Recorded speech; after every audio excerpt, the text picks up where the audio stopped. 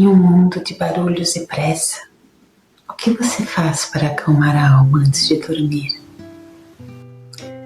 Eu sou Ângela e te convido a fechar os olhos e se conectar com algo maior. Nesse canal, vamos explorar as profundezas da Bíblia e os mistérios da fé, transformando-as em histórias que nutrem o seu espírito. Essa é a nossa primeira jornada juntos, um convite para se desconectar do mundo e se conectar com Deus. O nosso primeiro mistério já está aqui, prestes a ser revelado. Vem comigo?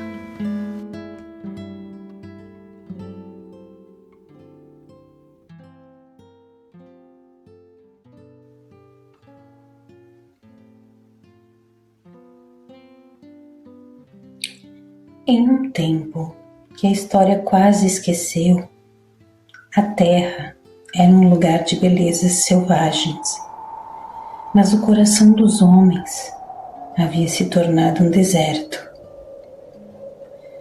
As estrelas brilhavam, mas a luz do bem parecia ter se apagado nas almas.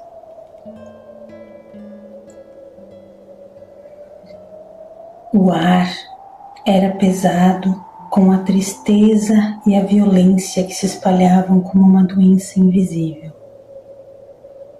A alegria era uma memória distante e a esperança um luxo que poucos se atreviam a ter.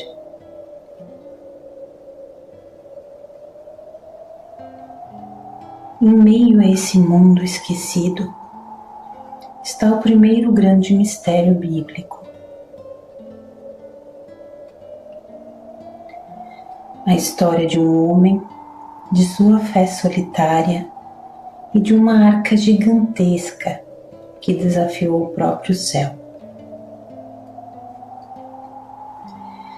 Esta não é apenas a história de um barco, nem de uma inundação.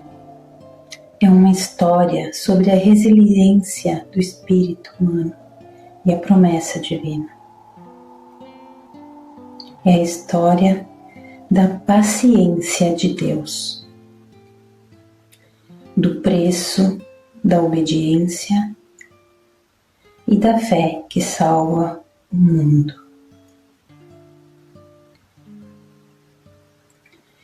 A Bíblia nos conta que antes do dilúvio, o mundo estava corrompido. Mas não era apenas uma corrupção visível. Era um cansaço na alma da terra. Os homens se voltaram uns contra os outros, suas mãos manchadas pelo egoísmo, suas palavras afiadas como lâminas. O som que ecoava não era de riso, mas de disputas e lamentações. O cheiro do ar não era de flores, mas de medo, ódio e ambição desmedida. Cada pensamento do coração humano parecia inclinado para o mal, sem parar. A beleza da criação estava sendo sufocada pela feiura das ações humanas.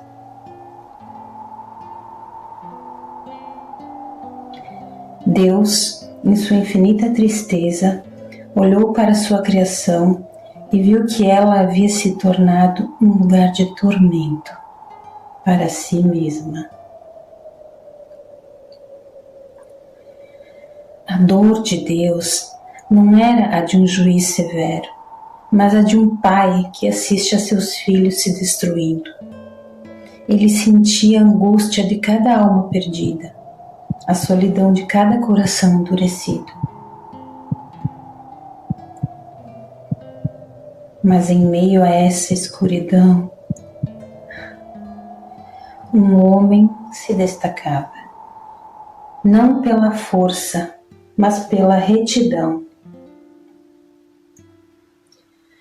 Seu nome era Noé. Ele andava em sintonia com Deus, em um mundo que havia se esquecido de como era isso. Enquanto outros seguiam seus próprios caminhos, Noé se sentava em silêncio, ouvindo a voz da criação e a voz interior que o ligava ao Criador. Ele sentia a tristeza do mundo, mas também a esperança que ainda residia no coração de Deus.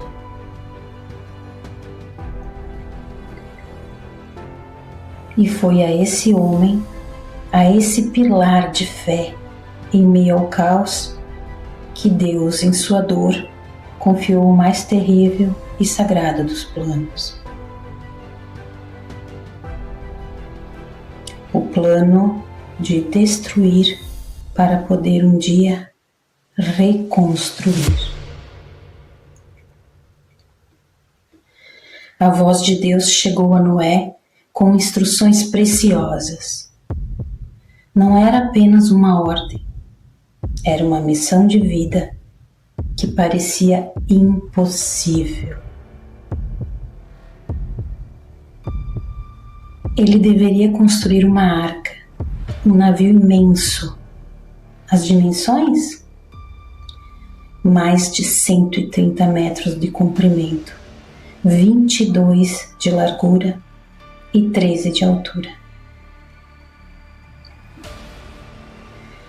Quase o tamanho de 2 campos de futebol, com a altura de um prédio de 4 andares. Um monstro de madeira, longe de qualquer água. Pense no trabalho. Noé e seus filhos cortavam a madeira, mediam, juntavam e davam forma, dia após dia, por décadas. Suas mãos calejadas, seus músculos doloridos a cada rachadura na madeira, a cada prego entortado. Eles sentiam o peso da tarefa, mas também a certeza da promessa.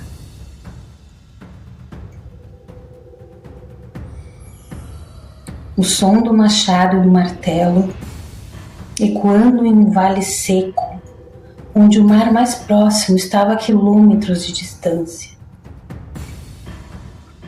A cada tábua pregada, eles ouviam as risadas e o desprezo dos seus vizinhos. O louco está construindo um barco no deserto. Para que serve isso?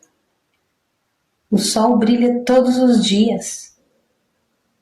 O escárnio era uma prova silenciosa, mas constante. Noé e sua família sentiam-se isolados, como estrangeiros em sua própria terra.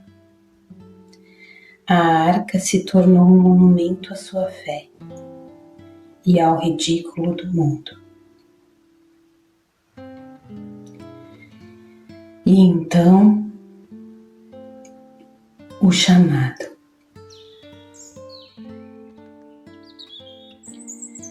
Os animais começam a ver, não por força, mas por uma obediência silenciosa e mística. O chão tremia sob o peso de elefantes. O ar se enchia com o bater de asas de centenas de pássaros. Leões e cordeiros, lobos e pombas, todos caminhando em paz, lado a lado. A procissão de vida era guiada por uma força que o mundo, em seu cinismo, não podia compreender.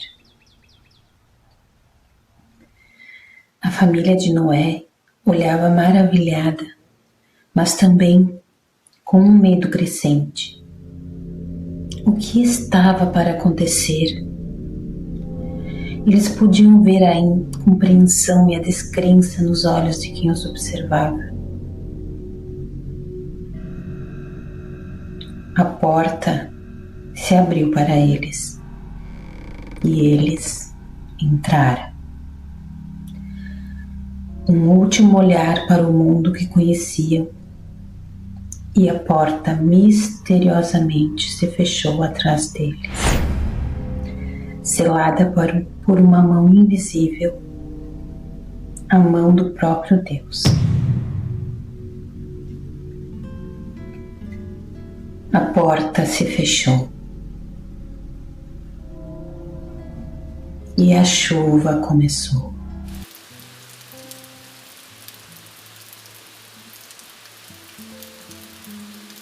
Mas não era apenas água que caía do céu.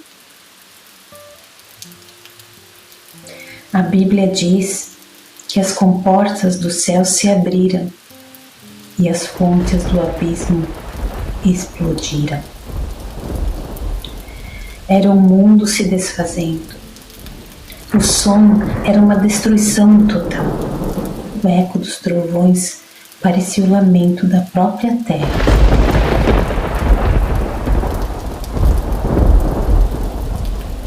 Pense no silêncio que se formou dentro da arca. Quando o último grito foi abafado pelas águas.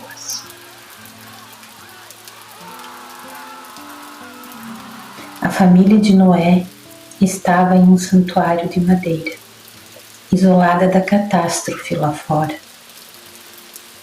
Eles podiam ouvir os gritos das pessoas que antes o zombavam. O som do caos, da desesperança, da água que consumia tudo. Eles sentiam a arca balançar como se fosse um brinquedo, nas ondas gigantes. Pense na escuridão.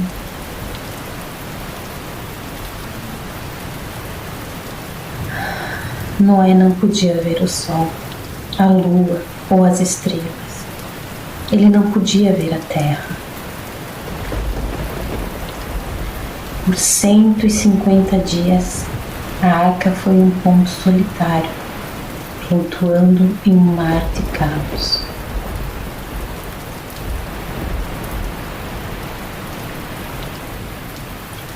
E a vida na arca?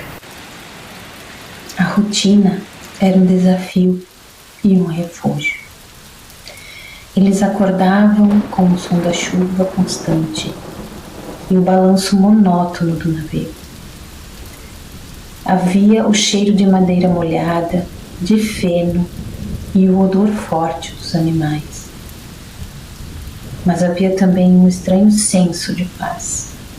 Os animais de todas as espécies viviam em harmonia.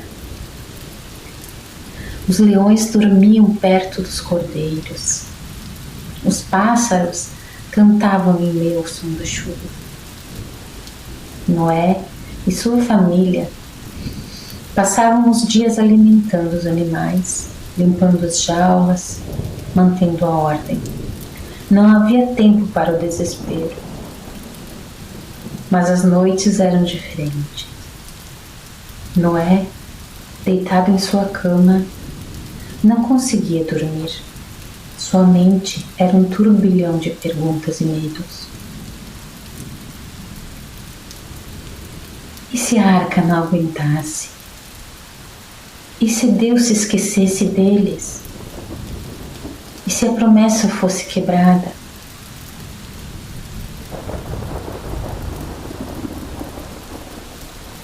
Ele se levantava, olhava através das frestas,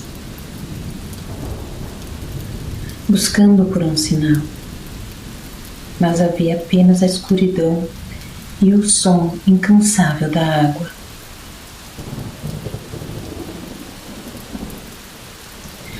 Em seu coração, ele sabia que a única coisa que o sustentava não era a madeira do navio, mas sim a sua fé. A fé de que a promessa de Deus era mais forte que o mar que rugia.